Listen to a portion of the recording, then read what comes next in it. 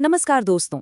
आज की इस खास चर्चा में हम डिकोड करने वाले हैं शिवार्चन की एक बहुत ही गहरी और प्राचीन पद्धति को। अक्सर हम पूजा पाठ को सिर्फ एक आस्था मान लेते हैं, है ना?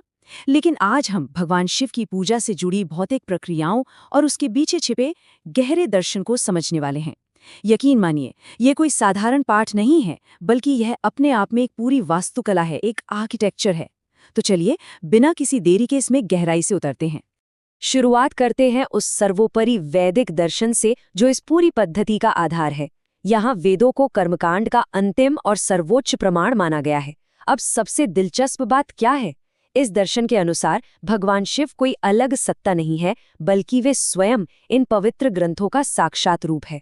जैसा कि इस मूल पाठ में बहुत ही खूबसूरती से कहा गया है, वेद शिव शिवो वेदः, यानी जो वेद है वही शिव है। आज की हमारी इस यात्रा का सफर कुछ ऐसा रहेगा। सबसे पहले हम वेद और शिव की महिमा देखेंगे, फिर पूजा के अचूक और प्रत्यक्ष लाभों को समझेंगे, उसके बाद भक्ति के पीछे का कमाल का गणित जानेंगे, पूजा के कुछ हैरान कर देने वाले नियमों पर बात करेंगे और अंत में गणेश अंबिका की प्रथम पूजा से होते हुए कलश पूजन की पूरी प्रक्रिया को समझेंगे। तो हमारा पहला खंड है वेद और शिव की महिमा। जैसा कि हमने अभी बात की, ये ग्रंथ बिल्कुल शुरुआत में ही ये गहरा संबंध स्थापित कर देता है कि वेद और शिव एक ही सिक्के के दो पहलू हैं। क्या आपने कभी सोचा है कि भगवान शिव को रुद्र क्यों कहा जाता है?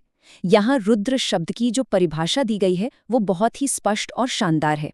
रुद्र दो शब्दों से मिलकर बना है, रुत यानी दुख और द्रावयति यानी नष्ट करना।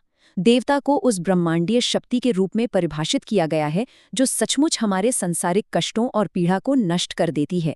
यानी रुद्र वह है जो हमारे दुखों को पूरी तरह से पिघला देता है। अब आगे बढ़ते हैं हमारे दूसरे खंड पर, पूजा के प्रत्यक्ष लाभ। दार्शनिक बातों से थोड़ा आगे निकलकर ये मैनुअल एकदम प्रैक्टिकल हो जाता है। ये विस्तार से बताता है कि षोडशोपचार यानी पूजा के जो 16 चरण हैं, उनमें से हर एक को पूरा करने पर आखिर मिलता क्या है। यहाँ सबसे अहम बात समझने वाली ये है कि ये सिर्फ श्रद्धा दिखाने का मामला नहीं है। ये मैनुअल कॉज एंड इफेक्ट यानी कारण और प्रभाव का एक बहुत ही सटीक संबंध बताता है। इसे आप एक तरह का आध्यात्मिक विज्ञान कह सकते हैं।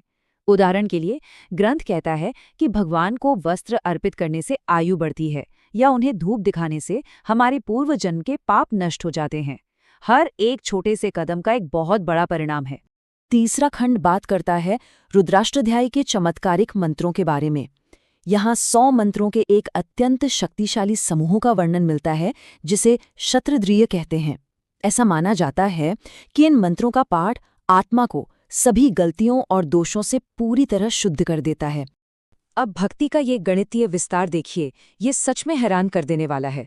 ये दिखाता है कि कैसे एक बुनियादी मंत्र श्रृंखला अत्यंत कठोरता से गुणा होते हुए एक विस्मयकारी अतिरुद्र अनुष्ठान में बदल जाती है। जरा सोचिए, एक बुनियादी पाठ से शुरू होकर बात 14,000 से भी अधिक बार मंत्रों के पाठ तक पहुंच जाती है। ये समर्पण का एक अद्भुत और विशाल पैमाना है। चलिए आगे बढ़ते हैं खंड 4 की तरफ, देव पूजा के विशेष नियम। अब अगर वो चमत्कारी लाभ चाहिए तो नियम भी पक्के होने चाहिए, राइट? इसलिए इन नियमों का कड़ाई से पालन करना बहुत जरूरी बताया गया है। यहाँ आपको कुछ ऐसे नियम मिलेंगे जो शायद आपको चौंका दें, जैसे कि भगवान शिव को बेलपत्र हमेशा उल्टा करके ही चढ़ाना होता है। वहीं दूसरी तरफ भगवान गणेश को तुलसी अर्पित करने की स्पष्ट रूप से मनाही है।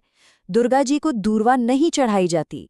देखा जाए तो हर देवता का अपना एक बेहद कड़ा प्रोटोकॉल है। और बात सिर्फ चढ़ावे तक सीमित नहीं है। ये ग्रंथ हमारी जीवन शैली और पूजा के तौर तरीकों की इतनी बारीकी में जाता है कि छोटी छोटी बातों के भी गहरे परिणाम होते हैं। क्या आपको पता था कि एक जलते हुए दीपक से दूसरा दीपक जलाना दरिद्रता ला सकता है? या फिर केवल एक ही हाथ से प्रणाम करने से आपके संचित पुण्य नष्ट हो सकते हैं?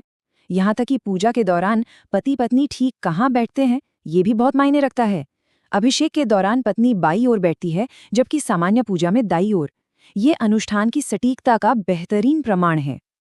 अब आते हैं 5वें खंड पर, विद्वान की भूमिका और संकल्प। नियम और दर्शन तो हमने जान लिए, लेकिन इस अनुष्ठान की असली शुरुआत संकल्प नामक एक पवित्र और अटल व्रत से होती है। यहीं पर एक प्रशिक्षित ब्राह्मण या विद्वान की उपस्थिति अत्यंत आवश्यक हो जाती है। वे ही साधक को उन जटिल संस्कृत संकल्पों के माध्यम से निर्देशित करते हैं। आप इस संकल्प को एक तरह का कॉस्मिक कॉन्ट्रैक्ट मान सकते हैं, जो अनुष्ठान के सटीक समय, स्थान और ब्रह्मांडीय उद्देश्य को पूरी तरह से निर्धारित और लॉक कर देता है। हमारा छठा खंड है प्रथम पूजा, गणेश अंबिका। पाठ के अनुसार भगवान शिव की मुख्य पूजा तक पहुंचने से बहुत पहले एक जरूरी कदम उठाना होता है। इस क्रम में सबसे पहले पूजे जाने वाले देवता भगवान गणेश और माता अंबिका हैं। ये इसलिए ताकि शिवजी के पास जाने से पहले सभी संभावित बाधाएं दूर हो जाएं। इस पाठ में स्नान की रस्म को बहुत ही सटीक और क्रमबद्ध तरीके से बांटा गया है।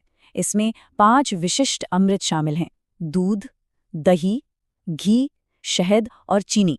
और अंत में इन सब का एक दिव्य मिश्रण तैयार होता है, जिसे हम पंचामृत कहते हैं। इसमें शामिल हर एक चीज का अपना एक बहुत ही विशेष महत्व है। और अंत में 7वां खंड, कलश पूजन की प्रक्रिया। प्रारंभिक पूजा के बाद पूरा फोकस इस कलश को तैयार करने पर जाता है। कलश वो पवित्र पात्र है जिसे दैवीय ऊर्जाओं को आमंत्रित करने और उन्हें धारण करने के लिए खास तौर पर डिजाइन किया जाता है। इस कलश का निर्माण बिल्कुल एक इमारत की तरह परतों में होता है। सबसे नीचे एक सांसारिक नींव होती है जिसमें 7 तरह के अनाज होते हैं। उसके ऊपर मध्य परत में शुद्ध करने वाला जल, औषधियां और रत्न होते हैं, और अंत में इसके शीर्ष पर पत्तों और नारियल के साथ इसे पूर्ण किया जाता है। ये अपने आप में एक संपूर्ण संरचना है। और जब ये भौतिक पात्र तैयार हो जाता है, तब असली चमत्कार होता है। इसके जल में गंगा, यमुना, गोदावरी जैसी सभी पवित्र नदियों और देवताओं का आवाहन किया जाता है। इस प्रक्रिया से ये कलश आध्यात्मिक रूप से संपूर्ण ब्रह्मांड के एक सूक्ष्म रूप यानी माइक्रोकॉज्म में बदल जाता है। अब ये कोई साधारण जल नहीं है, ये एक दिव्य ऊर्जा बन चुका है। जैसे ही ये सभी बुनियादी अनुष्ठान पूरे होते हैं, हमारा ध्यान वापस उस शांत और ध्यानपूर्ण चरम बिंदु की ओर लौट आता है। कर्मकांड के इस पूरे सफर के बाद साधक का परम लक्ष्य सिर्फ एक रह जाता है: पूर्ण आंतरिक शांति की तलाश और सभी प्रकार के भयों का नाश। और जाते जाते ये पूरी प्रक्रिया हमारे सामने एक बहुत ही गहरा सवाल खड़ा कर देती है। एक ऐसी प्रणाली में जहां इतनी तीव्र भौतिक सटीकता और इतने कड़े नियम हैं, क्या ये उन चरणों का बिना किसी त्रुटि के निष्पादन है, या फिर उनके पीछे छिपे हमारे इरादे की पवित्रता है जो वास्तव में दैवत्व के द्वार खोलती है? सोचिएगा जरूर। आज की इस ज्ञानवर्धक चर्चा में हमारे साथ जुड़ने के लिए आपका बहुत बहुत धन्यवाद।